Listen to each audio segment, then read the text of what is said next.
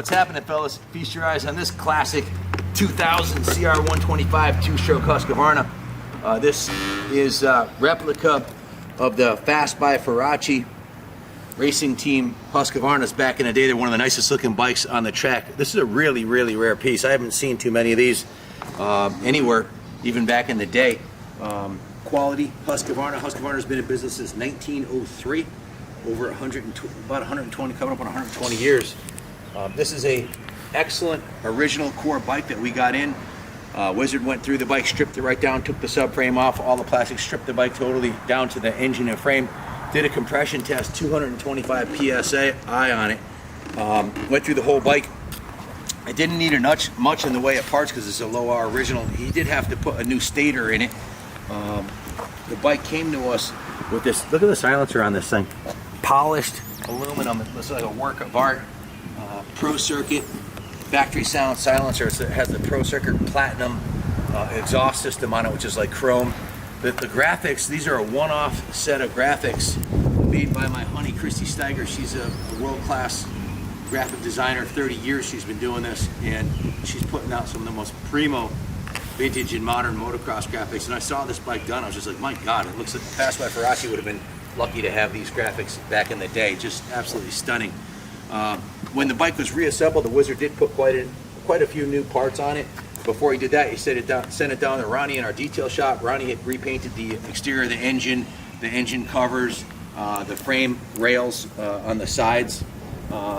Went through any of the painted surfaces, including that has the original factory gold or bronze color on the Husqvarna crown logo there.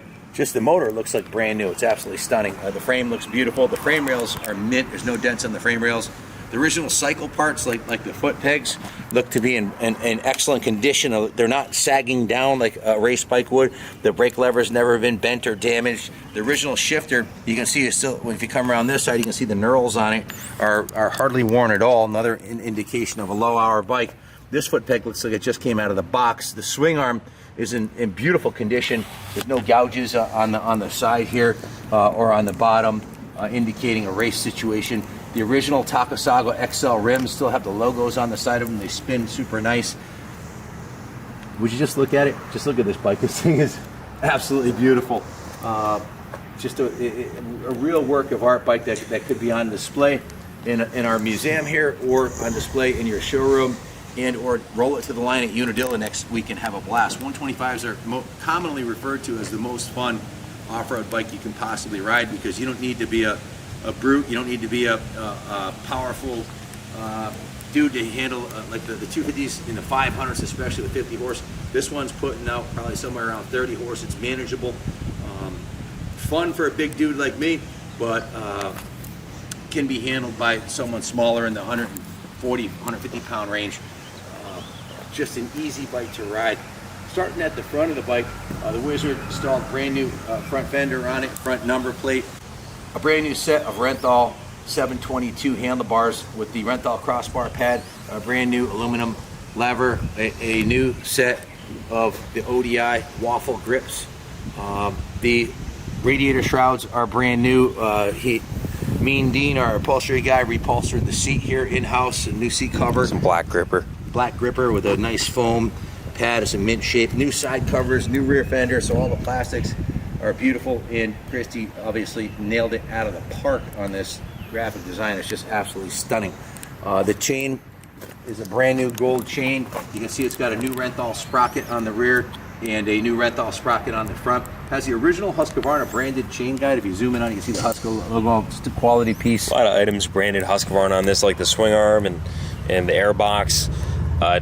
Definitely a lot of pride from the Italian manufacturer at the time. Of course, came standard with the Brembo. Husqvarna is Swedish, but they were owned by Cagiva, so you're right. It actually was made, I believe, made in Italy, because Cagiva owned Husqvarna, but they are Swedish. Mistake us if we're wrong, but guys, Brembo brakes from the factory, Brembo hydraulics, super high-end Excel hoops from the factory. Yeah, definitely super high-end components, and the frame is something to write home about. Motor feels comparable to the HPP CR125 engine. Super badass. It's got long legs. It revs up top, and it's carbureted just right. It's got a Mikuni TMX factory equipment. on the intake side. Badass machine. The frame rails are nice. This thing can't have much time on it, and we just completely went through it. Yeah, looking at this bike, it doesn't look like a 2000 model year bike. If you said it was a 2022 and showed you a picture of it, it looks thoroughly modern. I'd like to say it was ahead of its time. This shroud profile too, the bike just looks tough. I really like the front fender too. I think the new Huskies have the same style, front number plate rather. Just a badass looking, tough looking bike. It's got a nice set of Dunlop Geomax tires, front and rear, and new tubes. In addition to everything else we already mentioned, in addition to the stator being replaced and having perfect 225 psi compression, we also changed the gear loop, put a spark plug in it, flushed and bled the Brembo brakes front and rear, replaced the fuel petcock, obviously the handlebars, the gold chain, front fender, rear fender, side number plates, shrouds, all that. Cleaned and rebuilt the carburetor and replaced the needle and seat on the carburetor. It was wizard tuned and jetted. Replaced the fuel and vent lines. The bike, while it was apart, was completely steam cleaned, top to bottom, given what we call a rotisserie detail, while the subframe was removed.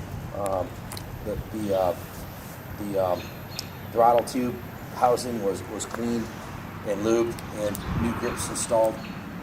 Gas tank was cleaned and rinsed, and a gallon of VPT2 ethanol free premix was installed.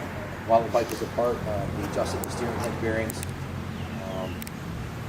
installed a new brake lever, and then Ronnie in detail. Donnie. It says detail Ronnie, and I combined that with Donnie. We get some more tires. It's been a long day.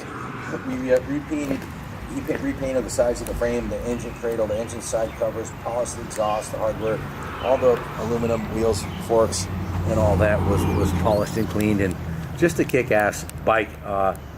Again, all the original cycle parts, the engine case covers, usually these would get all ground up on both sides, because they're easy, very malleable aluminum. The brake lever would be all mangled. The radiators would be all beat up. There's no indication of any race damage on the radiators. Yeah, nice and straight. Rads are nice and straight. I think the new owner will be pleasantly surprised with the condition of the bike. Clearly a low hour example. Original hoops, a little bit of wear, as you can expect, but they're straight, guys. Yeah, I see like a little bit of scuffing right here. It's not a brand new bike, but it's very well maintained. It still has the Takasago Excel logo on there is remarkable, because usually after a year of me riding and racing a bike, that shit's gone. Completely worn off, yeah. I don't think this thing had a full season of riding on it. Stainless rear brake line. That's a Brembo caliper, yeah. Yep, really nice. That's about it, Pops. I want to show them the frame rails. Proofs in the pudding. There's not a single ding back here, and these feel really straight, and no evidence of any damage or G-out on rocks. Maybe a pea-sized ding on that side. Let's check this side out. Always inspect the bottom of a vintage or even a newer motocross bike. This feels 100% perfectly straight all the way through, which is, also the peg mounts are super tight, and they're perfectly straight the way they came from the factory. Usually they're all bent down from being abused by racing conditions. But this is a beauty. If you have any questions about it, give us a call, 860-454-7024. Guys, there's only one. In fact, I haven't seen one of these in years, let alone had one come through the shop. This is a first, and the only one of its kind available that we know of. If you have any questions, give us a call. Thanks for watching, and God bless America.